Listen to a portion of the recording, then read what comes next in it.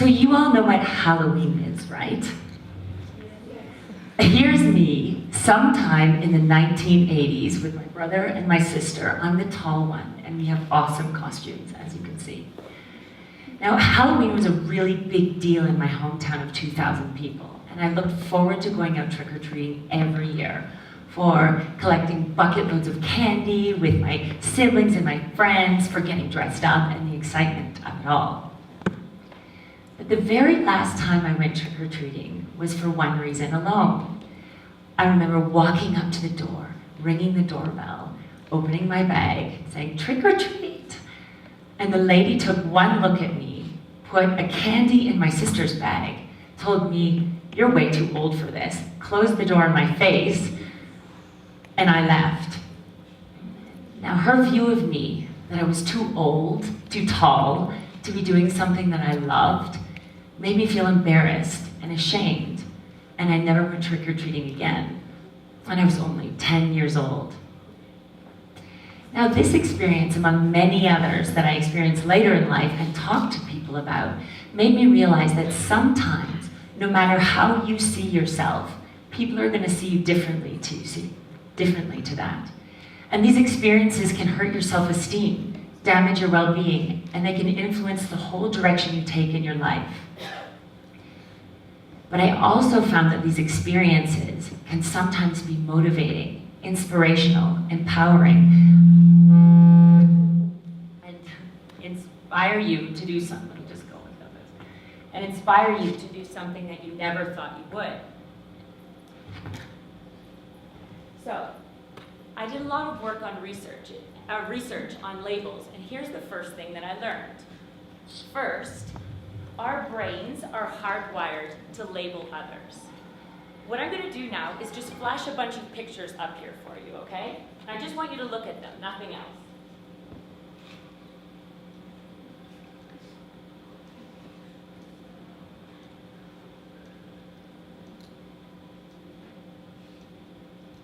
Now, in less than a second of seeing each of these pictures, your brains make decisions about trustworthiness, about competence.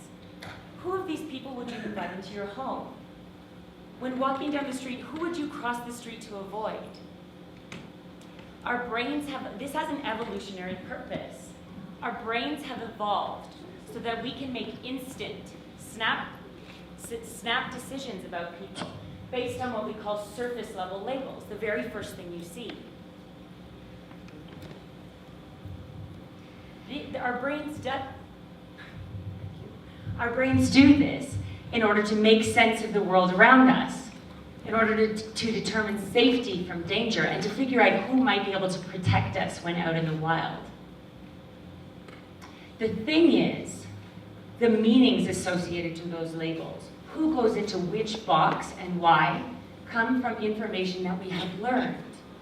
We learn what to think about others from our parents, from our friends, from what we see in the media, from the culture around us. We humans love to feel like part of a group. And when we are part of a group, we want to elevate the status of that group. We want to protect the members of that group. We want to make sure that group feels superior to other groups.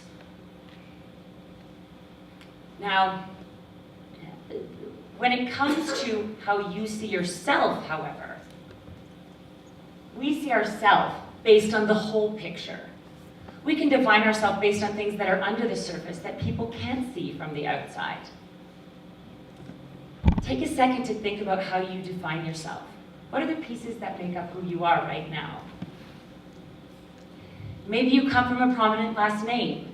Maybe you don't. Maybe you're an artist or a musician or a football player, or maybe you're an adventurer. Maybe you see yourself as funny or silly or intelligent, or maybe you see yourself as a bully. Maybe you think you're beautiful, and maybe you think you're not. But these are all labels, and they're labels that you have learned. Now think about who gave you those labels in the first place. Did you always see yourself that way? Or did the way you see yourself just come after telling yourself you were good at something or not so good at something over a lifetime? Just like learning to ride a bike, the more we get used to, the more we practice using a label for ourselves and for others, the better we become, the more natural it feels. And if those assumptions and those beliefs go unchecked over time, they can become so ingrained that we forget there was ever another way of seeing ourselves. Now, this leads me to my next point. So if we see ourselves based on all of these things, but other people tend to see us maybe by the first thing that the first impression, this leads to my second point, which is you will feel misidentified at some point in your lives. And this can be a good or a bad thing. Have you ever had an experience where someone called you a name, put you in a box that you're not? Maybe a teacher, maybe a friend or an enemy or a group of people, maybe even your parents assumed you were a way that you weren't. This experience is called feeling misidentified, and it starts early in our lives. It starts with children calling each other names on the schoolyard, but it progresses into adulthood. While the labels we use for ourselves and others might change, the experience certainly does not. You're more likely to feel this in times of transition in your life. New school, new class, new social situation, new sport. These are times when you're more likely to feel like people put you in the wrong box. They see you differently to how you see yourself. Oh, sorry about that. See you differently to how you see yourself. Sometimes you might be even faced with a label you've never even heard of before.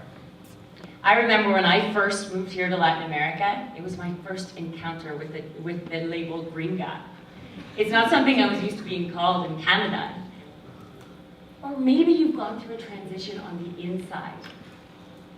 Maybe you have gone away to college or done a life-changing experience. And you go home and your parents and friends still see you as that little boy or little girl that you once were.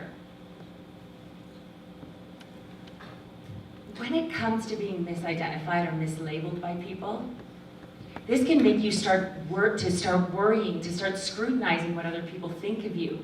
It can become really stressful and really overwhelming.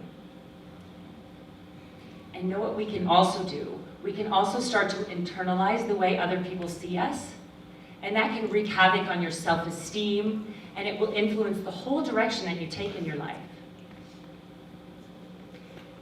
On the other hand, the way we see others, the labels we put on those people around us, influence their self-esteem, and it influences the potential that they can have on your life. You may be looking at your next best friend, your future partner, soulmate, your next loyal teammate, and not even know it because you're looking at a box, and a box certainly does not make a best friend. So I've done a little bit of research on this, and what I found was, I'm going to walk you through a little bit of the research.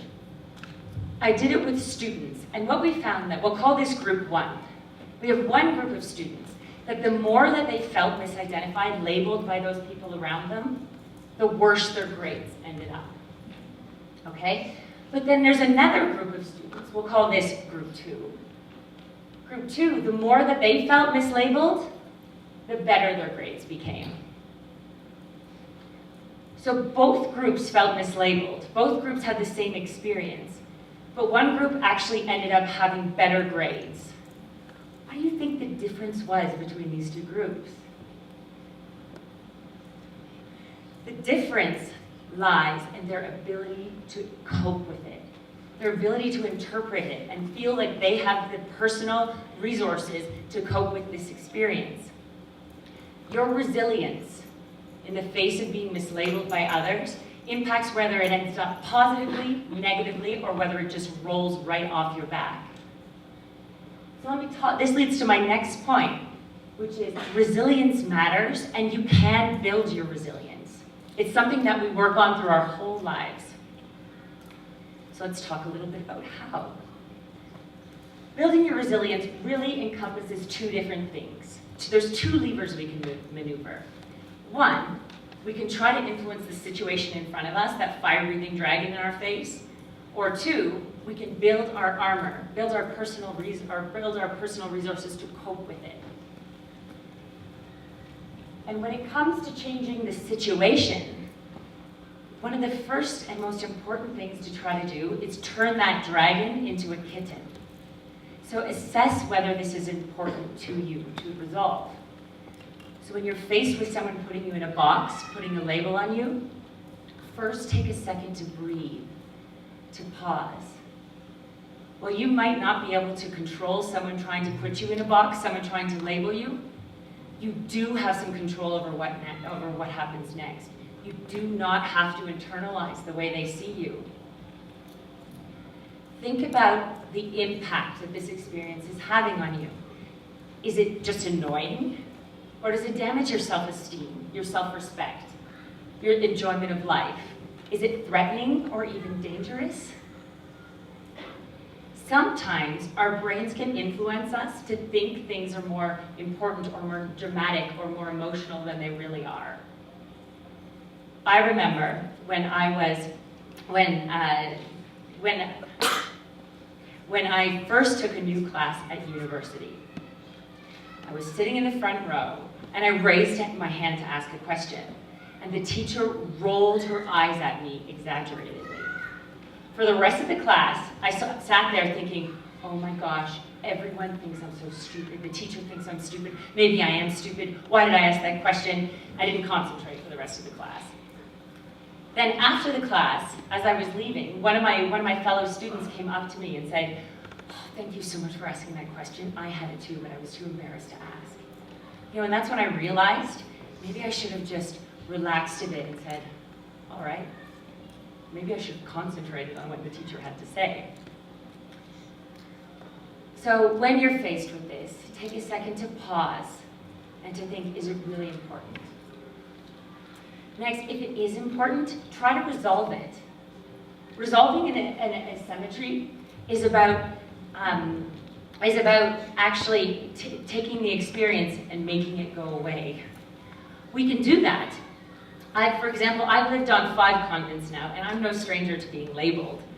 And I found that one of the most powerful ways we can resolve this is to get to know the person, get to know those under the surface things, and find similarities. Now, it sounds easy, but it's surprisingly hard to do because it involves challenging your assumptions about them and their assumptions about you. There is really more that unites than divides us, even if that's the love of the same football team, the love of the same music, or maybe you both have crazy parents that you can share stories about. Sometimes resolving it is about relaxing the way you see yourself. If people see you as more positively than you see yourself, why not play with the idea? Why not try it out?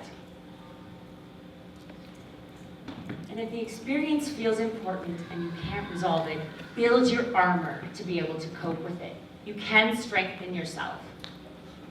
Through my research, I found that one of the most important things to do in the face of feeling misidentified, feeling like nobody understands you, is to find a social support, one person or a group of people where you can be totally yourself, where you can be yourself and have that accepted and strengthened.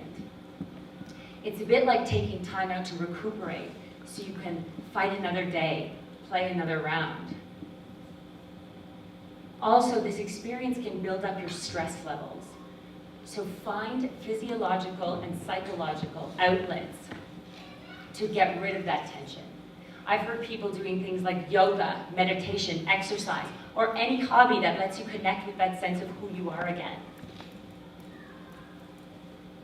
And one of the most important things to know is that you can and will find opportunities to move out of this situation if you just take it day by day. Sometimes resolving feeling mislabeled by others is about ignoring it, focusing on a role model to remind you of the possibilities, and waiting for others to catch on. Think of the story of Misty Copeland. Misty is an African-American ballet dancer. She was labeled and told that because of her skin color, because of her body, she would never be a successful ballerina. Today, Misty Copeland has been promoted to premier ballerina in the American Ballet Theater. She's the first African-American woman in the history of the American Ballet Theater to be promoted. That is because she didn't take on other people's labels of her. She kept fighting to do what she wanted to do. So in conclusion, what are your self-labels? How do you label those around you? What impact is this having on you? What impact is it having on them? Now, right now, you are accustomed and comfortable with how you see yourself, whether it be good or bad. People here know you, and you know them, and that makes it really easy on your brains. But soon, when you leave this school one day, you will go into a new environment where you may have to redefine yourself with a whole new group of people. You may find that people label you, they box you in, or you feel simply like nobody knows you. This is an opportunity. It's an opportunity to unlearn. Unlearn the labels that you've given yourself, and unlearn the labels that you've given others. Be open to meeting people who challenge your idea of what is. Some of the greatest minds and the greatest inspirations of our time have come from people who have been labeled by others and told that because of those labels, they simply couldn't be part of society. So poke holes in those boxes, because unless you do, you will never really know what you and those around you are truly capable of.